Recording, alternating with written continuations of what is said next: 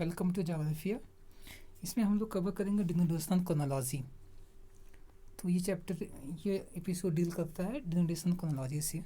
तो डिनोटेशनल क्रोनोलॉजी क्या होता है, हम अगर इसको टर्म वाइज देखें तो डिनोटेशन मीन्स होता है process of withering and erosion. तो डिनोटेशन क्या होता है, it is a process of withering and erosion, जिसके थ्रू क्या होता है कि जो रॉक्स होते हैं वो विदर होते हैं और इरोड होते हैं, तो रिमूवल होता है और डिस्प्लेसमेंट होता है।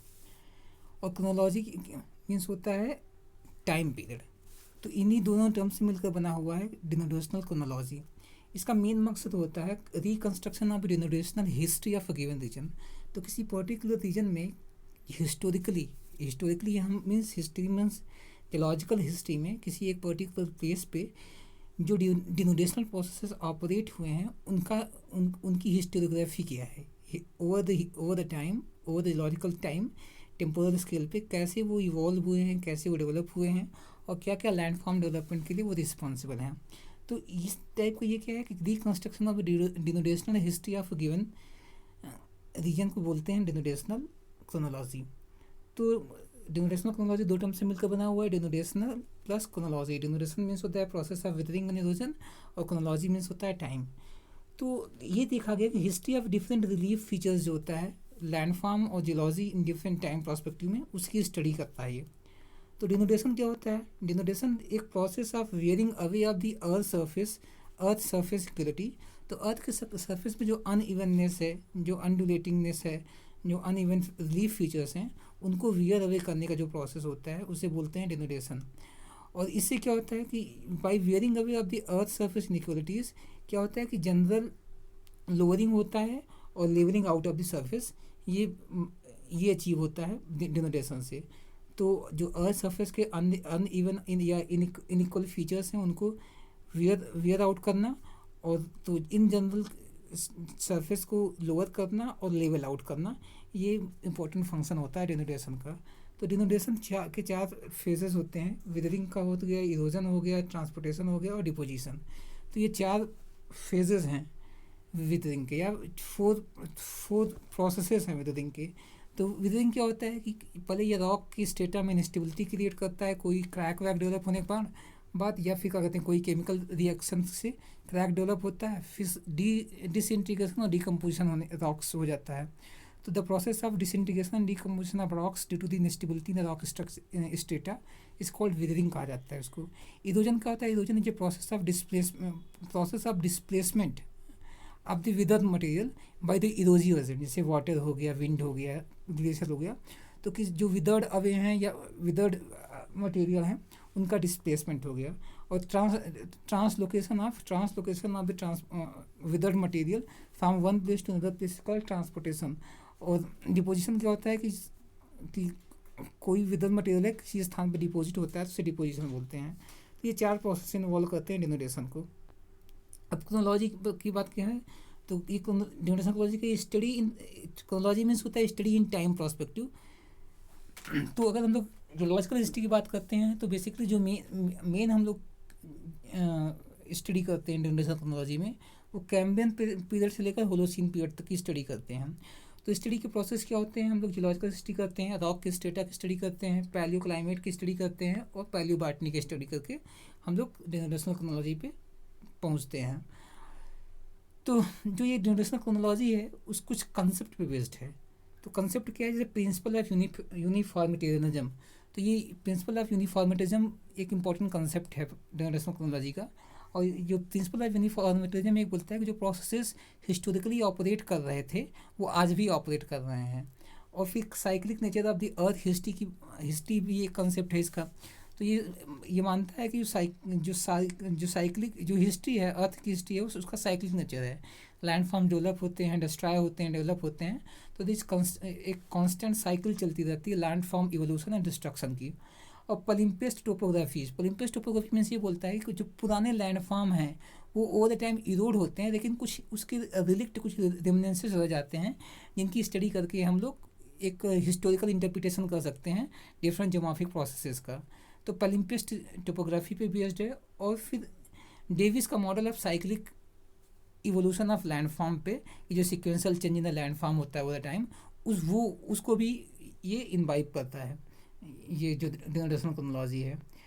तो जो इसका प्रिंसिपल ऑब्जेक्टिव है, इसका प्रिंसिपल ऑब्जेक्टिव है to help identify and date and interpret planation planation surfaces developed in past cycle and sub cycle of the erosion on the basis of evidences.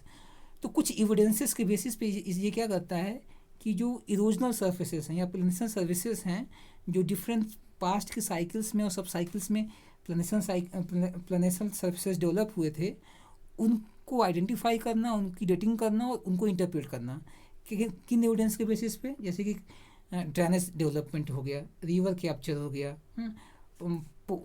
Tectonic events हो गए और कुछ relic surface जो बचते हैं, इनके basis पे प्लानेशन सर्फेसेस या इरोजनल सर्फेसेस की स्टडी किया जाता है, उनको आइडेंटिफाई किया जाता है, डेट किया जाता है और इंटरप्रेट किया जाता है। और ये प्लानेशन साइकिल कैसे सर्फेसेस ये जो पास्ट के साइकिल्स में या सब साइकिल्स में डेवलप हुए थे उनकी स्टडी किया जाता है इसमें। अब आगे है कि ये क्या करता है, it reconstruct the geomorphic history on the basis of present and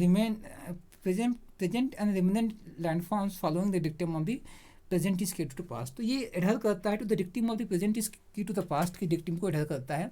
और जो ये डिक्टिम है ये बोलता है कि हम आज के प्रेजेंट लैंडफॉर्म के बेसिस पे और जो पास्ट के रिमेनेंट लैंडफॉर्म है, रिलिक लैंडफॉर्म है, उनके बेसिस पे दोनों को कोरिलेट करके, कोरिलेशनल इंटरप्रिटेशन करके हम लोग ज्योमॉर्फिक हिस्ट्री को रिकंस्ट्रक्ट किया जा सकता है।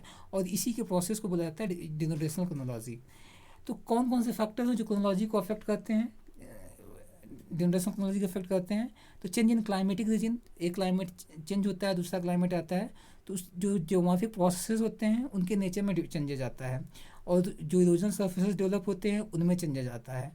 और फिर क्या कहते हैं कि साइकिल में भी चेंजेस आता है। अगर क्लाइमेट चेंज होता है और एडरप्ट क्लाइमेट चेंज होता है तो साइकिल सस्पेंड हो जाती है और एक न्यू साइकिल स्टार्ट होती है। तो एक इरोजन सर्फेस का जो डेवलपमेंट प्रोसेस होता है वो रुक जाता है और उसके ऊपर से दूसरा इरोजन सर्फेस डेवलप होने लगता है। फिर टेक्टोनिक फोर्सेस भी, अपलिफ्टमेंट हो गया, सबसिडेंस हो गया, up warping, down warping, in process से क्या आता है कि फिर से अनइवननेस लाया जाता है सरफेस में।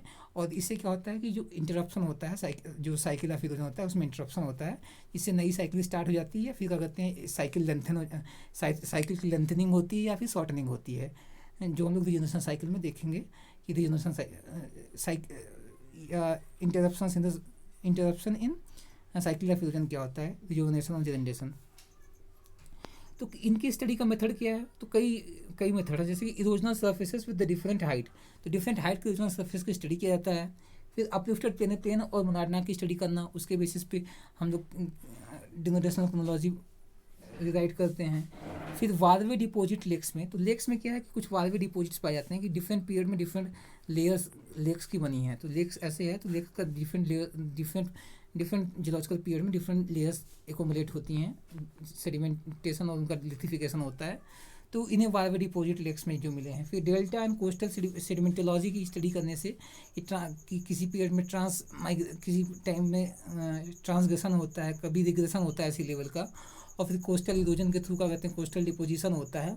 तो इन स्टडी करने पे, और जो डेल्टा होते हैं उसमें ओवर द टाइम सेडिमेंट लाए जाते हैं और सेडिमेंट का डिपोजिशन होता है। और बॉटम ऑफ द रॉक से लेकर अब तक में बहुत चेंजेस आते हैं। तो इन सब की स्टडी करके भी क्रोनोलॉजिकल हिस्ट्री ड्रा किया जा सकता है ऑफ द जियोलॉजिकल प्रोसेसेस। और फिर study of the rock fossils की स्टडी करके। लेकिन कुछ प्रॉब्लम्स भी हैं इनकी स्टडी में, जैसे कि ये बहुत हाईली डिडक्टिव और स्पेकुलेटिव है और बहुत लिमिटेड इन्फॉर्मेशन होती है। हम एक छोटे से रिमनेंट के बेसिस पे हम पूरी हिस्ट्री को इंटरप्रेट करते हैं, तो बहुत स्पेकुलेटिव और डिडक्टिव अप्रोच हो जाता है। और एक स्मॉल पार्ट्स के बेसिस पे हम पूरी हिस्ट्री को रीराइट करें और पूरा ज्योमॉर्फिक हिस्ट्री बताएं, ये इसमें बहुत से प्रॉब्लम्स आ जाते हैं। फिर तीसरा प्रॉब्लम ये है कि बस ये कुछ इंपॉर्टेंट प्रॉब्लम्स हैं। तो ये था हम लोग का डिनोडेशनल क्रोनोलॉजी। तो डिनोडेशनल क्रोनोलॉजी क्या है? Simply reconstruction of the history of the denudational processes operating over a region. तो एक रीजन पर जो डिनोडेशनल प्रोसेसेस ऑपरेट होते हैं उनकी एक जियोलॉजिकल हिस्ट्री का रिकंस्ट्रक्शन बोला जाता है डिनोडेशनल क्रोनोलॉजी।